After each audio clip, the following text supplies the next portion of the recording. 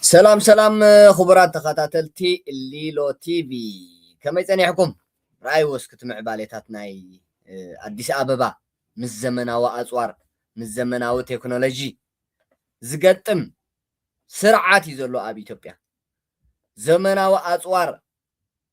زمناو تكنولوجي زعاطق سراويت يزلو بኢትዮጵያ رايوم شعبي عدقن تانا يسحل كلاشينن إمفورتينن سيمانوفن حزا حدا خافتي براشايداتهم تصلو زناي شوفاتو برتات مشالو زي يا اوتوماتيك يجن زمن تتقيما ذا حلفوتو زغو حفوتو الستات يعتقنا شعبيا عقمون يبلا زي شطلا هاغراتون تناي كونتراباند هاغرات زخونا انسنكا مولو معالت مستكوسن صبحيتو زيدغم اصواراتين يشطالا ابي احمد جن مسمع بلات هاغرات تشاريخو مسمع بلات هاغرات تلافينو مسمع بلات هاغرات دبلوماسي فطيرو لكعتن علامات زعطقو زمناو اصوار عطيقو نهلكم رايو ኢትዮጵያ رايوا زغرمكم اصواراتهم ناي درونات ناي مئزز حيل عير طرايسي نبينو رؤس زخاله ختم الله رؤس زخاله تناي درون يكون ناي اصوارات ناي تكونل رايون درونات رايو درون سب البو نفر تخوينات ناي ኢትዮጵያ رايون ها تشاو رايو تري والله ده الشرق قبروا شعبيا صبق جرا من صرر حزة أبي أحمد لما علت خريز وعليه وتهدراون نايدرون مرئيتن شعبيا صح شعبيا إيداهي بقى زقرمكم زرايونا حدا ناي تايز بهالي زخون ناي artificial intelligence قالات استايز قبر زرأخمو رايو زقرم بقى تمع باليتاتسي ኢትዮጵያ ጫፍ በጽሐተ ከገርመኩም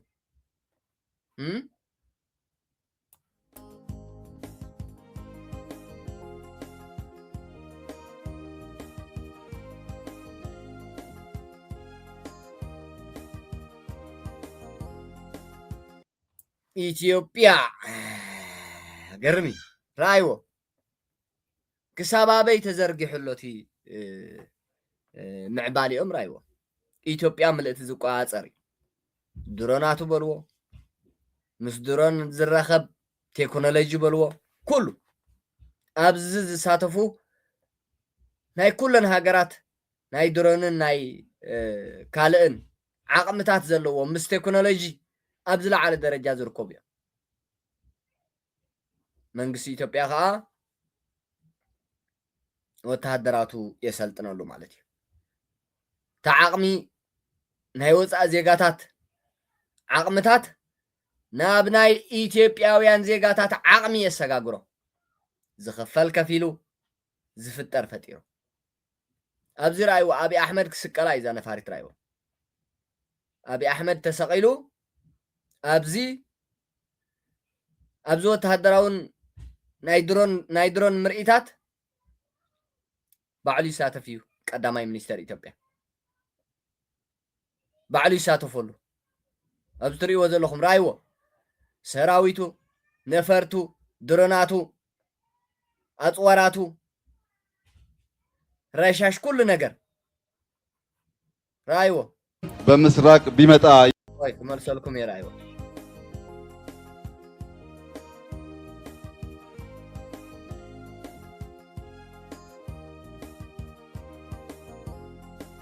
ሰማይ በስፔስ በባህር የሚመጣን የሀገርን አንድነት ነፃነት የሚቀናቀን ጠላት ለመመከት ኢትዮጵያ በሁሉም መስክ ዝግጁ ትሆን ስንል ዘመን የሚዋጀው ስራ ካልሰራን በስተቀረ ሲደርስ ተቆጭተን በምስራቅ ቢመጣ የሚለውን ከምንደግም እንደ አርቲፊሻል ኢንተለጀንስ ያሉ የነገን የውጊያ ስርዓት የሚወስኑ ብዙ ቴክኖሎጂ የታጠቁ ኢትዮጵያ አሁን ባላት ልክ የአየር ኃይል የከባድ መሳሪያ መዋጋት አቅም ሲበላሽ የመጠገን አቅም በወረቀት ላይ ሳይሆን በውጊያ የተፈተነ ብቃት ኖሮን አያውቅም። ከፍተኛ ኃይል ተገንብቷል። እጅግ ዘመናዊ በሆነ መንገድ እስካሁን በኢትዮጵያ ታሪክ ተገንብቶ በማይታወቅ ልክ እነዚህን የማድረግ አቅም፣ ውጊያ የማስቀረት አቅም፣ ውጊያ ሲጀመር በአጭር የመፍጨት አቅም ያላቸውን ኃይሎች ላለፉት 2-3 ዓመታት በከፍተኛ ትኩረት ስንሰራ ቆይተናል። ያ ራዩ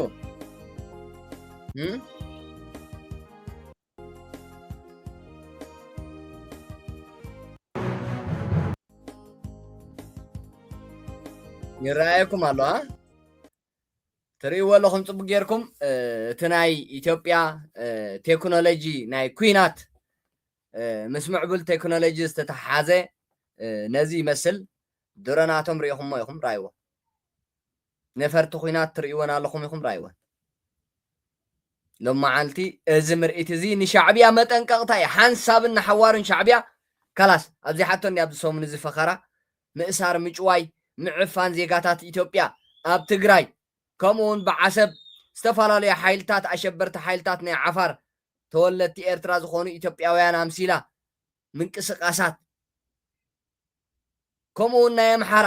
ኣብ አምሓራ ዝግበር ዘሎ ድሕርቲ ላዕለዎት መራሕቲ ናይ ፋኖ ምስ መንግስቲ ኢትዮጵያ ርክብ ናይ ሰላም ፈጢሮም ኢዶም ሃቦም ብድሕሪኡ ሻዕብያ ዓቕሊ ጽበት ፈጢሩሉ በዝን ትግራይ በተሓደ ናብ ኩሉ ብዝረኸቦት ዕድል ሻዕብያ ነዚ ሰላም ኣብ ኢትዮጵያ ዘሎ ንምፍራስ ነዚ ሰላም ኣብ ኢትዮጵያ ተረኺቡ ዘሎ ኣብ ደውታ ንምእታው ሻዕብያ ኩሉ ነገር ትገብር ጸኒሓ ክዕገስ ጸኒሑ መንግስቲ ኢትዮጵያ ክዕገስ ጸኒሑ ሰራዊት ኢትዮጵያ ንዓለሙን የፍልጥ ኣሎ ኢትዮጵያ ኩናት ኣይትደልን ኣብ ኩናት ክትኣቱ ዝደልዩ ሓይልታት ግን መዓልታዊ ሰላምና እናዘረጉ ፖለቲካናን ቁጠባናን ሰላምናን ይፈታትንዎ ኣለዉ እናበለ مس عالم كزارارب صنيحيو قداماي ሚኒስተር አብይ አህመድ ወይ መንግስት ኢትዮጵያ ዓለሙን አካይዳ ሻዕቢያ ትሪእላ ዓለሙን ሻዕቢያ እንታይ ይገብራሎ ትካታተሎላ ናይ ኢትዮጵያ ሰላም ልዕሊ ማንም ሃገራት ዓለም የገድስ ስለዚ ኣብ ኢትዮጵያ ዘድሊ ምንቅስቃሳት ክፍጠር አይደልኒ ዓለም سونا شعبيا بدقيق عالم تكاتاتولا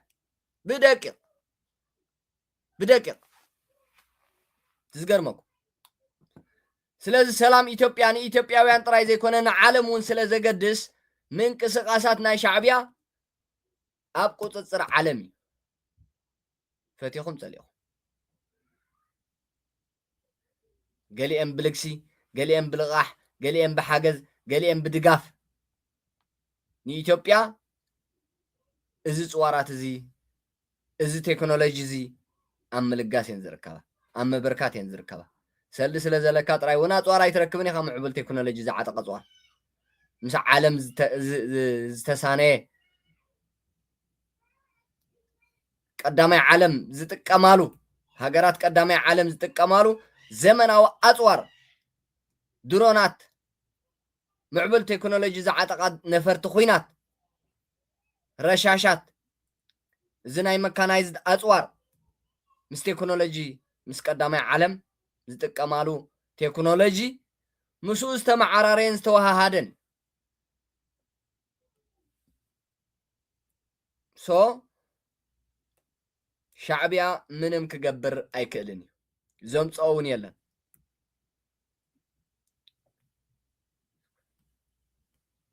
رايو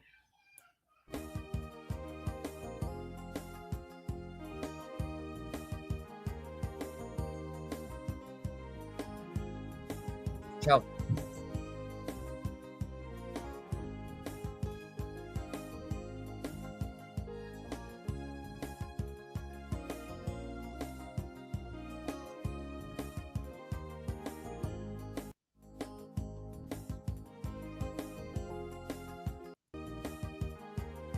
ኢትዮጵያ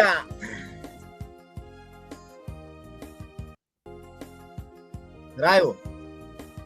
ኢትዮጵያ እዚኣ ብቴክኖሎጂ ዝተራቀቀ ኣፅዋራት ትውንን ዝተራቀቃ ነፈርቲ ኩናት ትውንን ዝተራቀቃ ድሮናት ትውንን ብዲስፕሊንን ወተሃደራዊ ብቕዓቱን ዝልለ ሰራዊት ሃኒፃ ኣላ ኢትዮጵያ ራዮ ኢትዮጵያ ብወተሃደራዊ ዲስፕሊን ዝልለ ዘመናዊ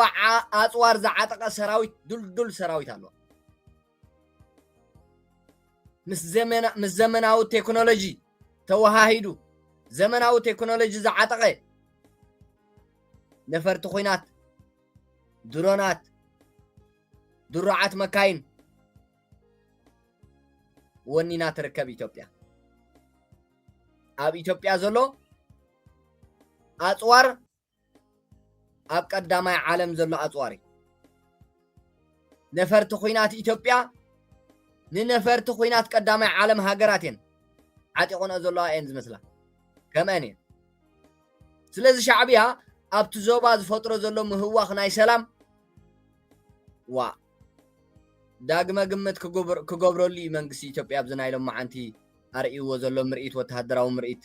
ሓበሬታ መሓላሊፉ ግደፉ ሻዕብያ ግደፊ ምስ ፋኖ ምስ ህወሓት ምስ ካልኦት ኣሸበርቲ ሓይልታት ኣየዋፃክን ይግደፊ እንተንቂልና ንድሕሪት ኣይንምለስን እንተተበጊስና ስቂልና ሃንደበት ኣይንዓርፍን ሸቶና ክንወቅዕ ኢና ተገዲድና ኩሉ ዓይነት ነገራት ክንፍፅም ኢና ኢሉ ኣሎ ኣብ ናይ ሎም መዓንቲ ወተሃደራዊ ምርኢት ቀዳማይ ሚኒስተር ኣብይ ኣሕመድ ገርመኩም ኩሉ ዓይነት ዋጋ ከፊሉ ነዚ ቴክኖሎጂ እዚ ሃኒፅዎ ኣሎ መንግስቲ ኢትዮጵያ ኩሉ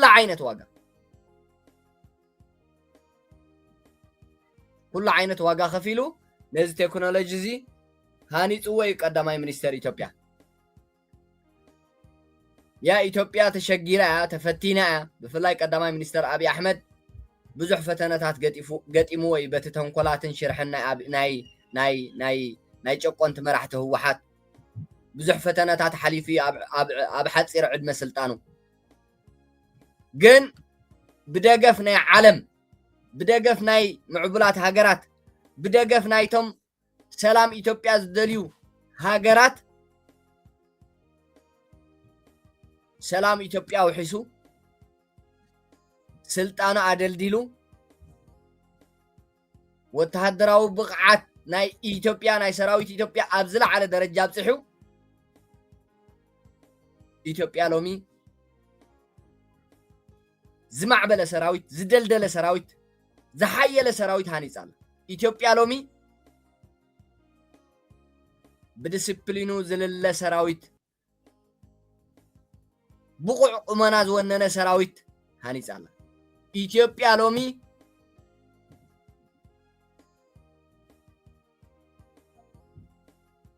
ዝማዕበላ ድሮናት ዓጢቃ ኣላ ዝማዕበላ ድሮናት ዓጢቃ ኣላ ኣብ ኣፍሪቃ መን ኢትዮጵያ ናይ ድሮን ማእከል ኣሎ ናይ ነፈርቲ ኩናት ማእከል ኣሎ መሰልጠኒ ብቑዓት ሰራዊት ማእከል ኣሎ ኩሉ ሎብ ኢትዮጵያ ሕጂ ድሮናቶም ራእይዎ ትሪእዎም ኣለኹም ድሮን ክሳብ ክንደይ ዝማዕበላ ምዃኑ ራእዩ ትሪእዎ ኣለኹም ድሮን እዚ ሻዕብያ ሎሚ ናይ መወዳእታ መጠንቀቕታ ተዋሂብዋ እዩ በዚ ወተሃደራዊ ምርኢት ናይ ድሮን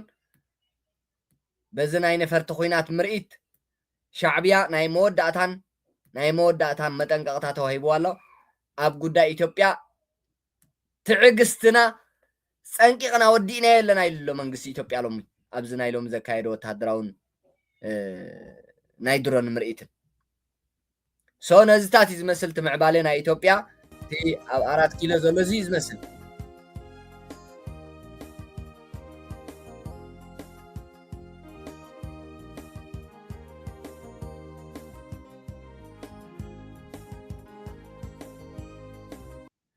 ስለዚህ ክቡራት ተኸታተልቲ ሊሎ ቲቪ እቲ ሒዝናዮ ዝመፃና ንዓኹም ይኸውን እዩ ዝበልናዮ ሓበሬታ ናይ 4 ኪሎ ወይ ከዓ ናይ መንግስቲ ኢትዮጵያ አዲስ አበባ እቲ ምዕባለ ናይ ምዕቡል ቴክኖሎጂ ዝዓጠቐ ኣፅዋራት ድሮናት ነፈርቲ ኩናት ባዕሉ እውን ሰራዊት ነዚ ዝመስል ነይሩ እቲ ሓበሬታና ክሳብ መወዳእታ መደብና ምሳና ስለ ዝፀናሕኩም ካብ ልቢ ኣመስጊና ኣብ ናይ ዳሓር መደብና ክሳብ ንራኸብ ሰላም ንኢትዮጵያ ሰላም ንመላእ ህዝቢ ኤርትራ ህዝቢ ትግራይ ንመላእ ህዝቢ ዓለም ሰላም ሰላም ሰላም ሰላም